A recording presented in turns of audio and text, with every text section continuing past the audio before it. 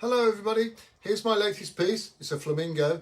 Those of you that are familiar with my work will know that I like birds which are funny, like dodos and pelicans and toucans. I've made lots of all of those, and flamingos. Usually the flamingos are just an array of pinks with one white one, like in Eat Your Pinks. Or do you remember the flamingo fandango with them dancing against the blue? Anyway, I thought it would be nice to do a moody one in a dark tropical background using the fantasy flora that I use for my other work, the toucans. Anyway, here he is.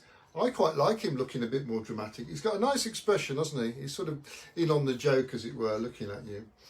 And he's called Descartes Flamingo, and the verse goes like this. Descartes said, I think, therefore I am.